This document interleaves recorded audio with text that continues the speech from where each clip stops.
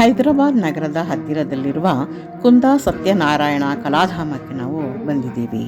ನಾವೀಗ ದೈತ್ಯಾಕಾರದ ಮೀನಿನ ದೋಹದೊಳಗೆ ಪ್ರವೇಶ ಮಾಡ್ತಾ ಇದ್ದೀವಿ. ಹೊರಬಂದ ತಕ್ಷಣ ಅದ್ಭುತ ದೃಶ್ಯಗಳ ವೀಕ್ಷಣೆಯನ್ನು ಕೂಡ ನಾವು ಮಾಡಲಿದ್ದೇವೆ. ಇದಿರುವುದು ಸುರೇಂದ್ರಪುರಿಯಲ್ಲಿ. ಹೈದರಾಬಾದ್ನಿಂದ 50-60 ಕಿಲೋಮೀಟರ್ ದೂರದಲ್ಲಿ ಇದು ಇದೆ ಸುರೇಂದ್ರಪುರಿ. ಇಲ್ಲಿ ಟಿಕೆಟ್ ದರ ದೊಡ್ಡವರಿಗೆ 350 ರೂಪಾಯಿಗಳಾದರೆ ಚಿಕ್ಕವರಿಗೆ 300 ರೂಪಾಯಿಗಳಾಗುತ್ತದೆ. ಇಲ್ಲಿ ಕೃಷ್ಣ ತನ್ನ ಬಾಲಲೀಲೆಗಳನ್ನು ತೋರಿಸ್ತಾ ಇದ್ದಾನೆ ಮತ್ತು ಪೂತನೆಯನ್ನು ಒಂದು ಸಂಹಾರವನ್ನು ಕೂಡ ಇಲ್ಲಿ ಮಾಡ್ತಾ ಹೋಗ್ತಾ ಇದ್ದಾನೆ. ಅದನ್ನು ನಾವಿಲ್ಲಿ ನೋಡ್ತಾ ಹೋಗ್ತಾ ಇದ್ದೀವಿ. ಮತ್ತು ಇಲ್ಲಿ ಬುದ್ಧನ ಹಲವಾರು ಚಿತ್ರಗಳನ್ನು ನೋಡಬಹುದು. ಭಿಕ್ಷೆಯನ್ನು ಬೇಡ್ತಾ ಇರುವಂಥದ್ದು, ಶಿಷ್ಯಂದಿರು ಕುಳಿತಿರುವಂಥದ್ದು, ಹಾಗೂ ಧ್ಯಾನ ಭಂಗಿಯಲ್ಲಿರುವಂತಹ ಬುದ್ಧ ಮತ್ತು ದುಃಖ ಪೀಡಿತರಿಗೆ ಸಮಾಧಾನ ಮಾಡ್ತಾ ಇರುವಂತಹ ಬುದ್ಧ ಭಗವಾನನ ಚಿತ್ರವನ್ನು ನಾವೀಗ ಇಲ್ಲಿ ನೋಡ್ತಾ ಹೋಗ್ತಾ ಇದ್ದೀವಿ. ಇಲ್ಲಿ ಗಿರಿಧಾಮಗಳಲ್ಲಿ ಇರುವಂತಹ ಹಲವಾರು ಪುಣ್ಯ ಕ್ಷೇತ್ರಗಳನ್ನು ಕೂಡ ಯಥಾವತ್ತಾಗಿ ಇಲ್ಲಿ ಚಿತ್ರಣ ಮಾಡಲಾಗಿದೆ. ಮತ್ತು ಇಲ್ಲಿ ಹಲವಾರು ದೇವಸ್ಥಾನಗಳನ್ನು ಇಲ್ಲಿ ನಾವು ಆ ಪ್ರತಿರೂಪವನ್ನು ನಾವಿಲ್ಲಿ ನೋಡಬಹುದು.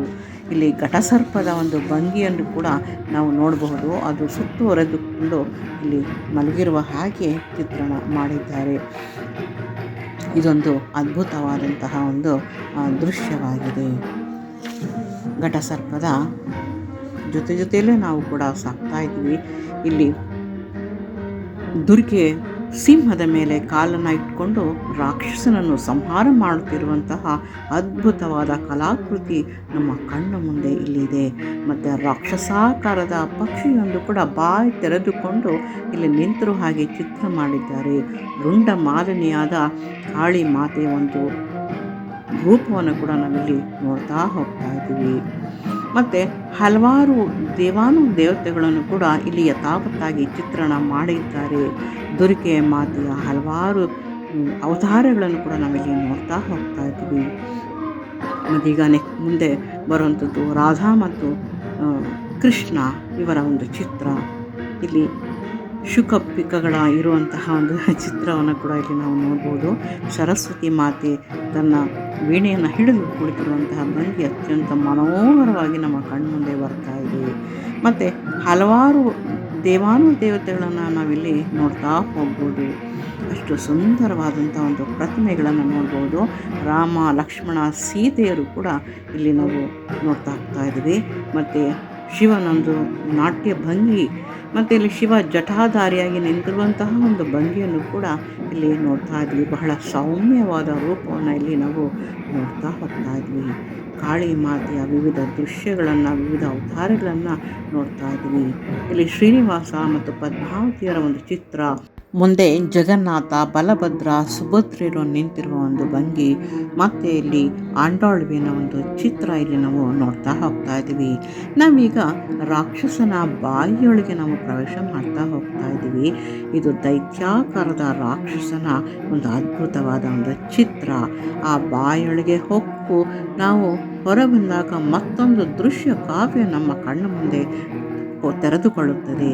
ಇಲ್ಲಿ ನರಸಿಂಹಸ್ವಾಮಿಯ ವಿವಿಧ ಅವತಾರಗಳು ನಾವು ನೋಡ್ತಾ ಹೋಗ್ತಾ ಇದ್ದೀವಿ. ಮತ್ತು ಲಕ್ಷ್ಮಿಯನ್ನು ತನ್ನ ತೊಡೆಯ ಮೇಲೆ ಕೂರಿಸಿಕೊಂಡಿರುವಂತಹ ನರಸಿಂಹಸ್ವಾಮಿಯನ್ನು ಕೂಡ ಇಲ್ಲಿ ನಾವು ನೋಡ್ತಾ ಹೋಗ್ತಾ ಇದ್ದೀವಿ. ಇಲ್ಲಿ ವಿಷ್ಣುವಿನ ಅವತಾರವಾಗಿರುವಂಥದ್ದನ್ನು ಕೂಡ ಇಲ್ಲಿ ನೋಡ್ತಾ ಇದ್ದೀವಿ. ಮತ್ತು ಇಲ್ಲಿ ಪೂರ್ತಿಯಾಗಿ ನರಸಿಂಹಸ್ವಾಮಿಯ ಅವತಾರಗಳು ನಾವು ನೋಡ್ತಾ ಇದ್ದೀವಿ. ಇಲ್ಲಿ ಕೈಲಾಸ ಪರ್ವತದ ಒಂದು ದೃಶ್ಯ, ಭಗವಾನ್ ಶಿವ ನಿಂತಿರುವಂಥದ್ದನ್ನು ನಾವಿಲ್ಲಿ ನೋಡ್ತಾ ಹೋಗ್ತಾ ಇದ್ವಿ. ಗಂಗೆ ಇಲ್ಲಿ ಮೇಲಿಂದ ಬರುವುದನ್ನು ಕೂಡ ನಾವು ನೋಡಬಹುದು. ಇಲ್ಲಿ ಒಂದು ಅದ್ಭುತವಾದಂತಹ ಒಂದು ಕಥೆಯನ್ನು ಒಳಗೊಂಡಂಥ ಒಂದು ದೃಶ್ಯ ನಮ್ಮ ಕಣ್ಮುಂದೆ ಇಲ್ಲಿ ಬರ್ತಾ ಹೋಗ್ತಾ ಇದೆ.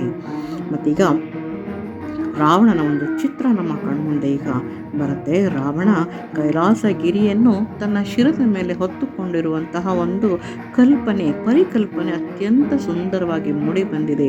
ಕೈಲಾಸ ಪರ್ವತದಲ್ಲಿ ಶಿವ, ಪಾರ್ವತಿ ಮತ್ತು ತಮ್ಮ 2 ಪುತ್ರರೊಡನೆ ಕುಳಿತಿರುವಂತಹ ಒಂದು ದೃಶ್ಯ, ಮತ್ತು ಆ ಶಿವ ಮತ್ತು ತನ್ನ ಬಳಗದೊಂದಿಗೆ ಇರುವಂಥದ್ದು, ಗಣ ಸಮೂಹದಿಂದ ಇರುವಂಥದ್ದು. ಇಲ್ಲಿ ಶಿವ ಮತ್ತು ಪಾರ್ವತಿಯ ಒಂದು ಕಲ್ಯಾಣ ಮಹೋತ್ಸವವನ್ನು ಕೂಡ ಇಲ್ಲಿ ನಾವು ನೋಡಬಹುದು. ಇಲ್ಲಿ ಹೋಮಗಳನ್ನು ಮಾಡ್ತಾ ಇರುವಂತಹ ಋಷಿ ಪುಂಗವರ ಒಂದು ಚಿತ್ರ ಮತ್ತು ಕಲ್ಯಾಣದ ಅದ್ಭುತ ಚಿತ್ರ ನಮ್ಮ ಕಣ್ಮುಂದೆ ಇಲ್ಲಿ ಬರ್ತಾ ಹೋಗ್ತಾ ಇದೆ. ಶಿವ ಮತ್ತು ಪಾರ್ವತಿಯರ ಕಲ್ಯಾಣ ಮಹೋತ್ಸವ. ಇಲ್ಲಿ ಬ್ರಹ್ಮ, ವಿಷ್ಣು ಮುಂತಾದವರು, ಇಲ್ಲಿ ಗಣಪತಿ ಮುಂತಾದವರು ಕುಳಿತಿರುವಂತಹ ಒಂದು ಚಿತ್ರವನ್ನು ಕೂಡ ನಾವಿಲ್ಲಿ ನೋಡ್ತಾ ಹೋಗಬಹುದು. ಇಲ್ಲಿ ಮಾತೆಯರು ಕೂಡ ಕುಳಿತಿರುವಂತಹ ಒಂದು ದೃಶ್ಯ, ಇಲ್ಲಿ ಹೋಮ ಮಾಡ್ತಾ ಇರುವಂಥ ಮತ್ತೊಂದು ದೃಶ್ಯ ನಾವು ನೋಡ್ತಾ ಹೋಗ್ತಾ ಇದ್ದೀವಿ. ಆ ಬಣ್ಣ ಬಣ್ಣದ ಉಡುಗೆಗಳನ್ನು ತೊಟ್ಟಂತಹ ಸಮೂಹ. ಗೋಪಿಕಾ ಸ್ತ್ರೀಯರು ಸ್ನಾನ ಮಾಡುವಾಗ ಬಟ್ಟೆಗಳನ್ನು ಕದ್ದೊಯ್ದು ಕೃಷ್ಣ ಮರದ ಮೇಲೆ ಕುಳಿತಿರುವಂಥ ಒಂದು ಚಿತ್ರ.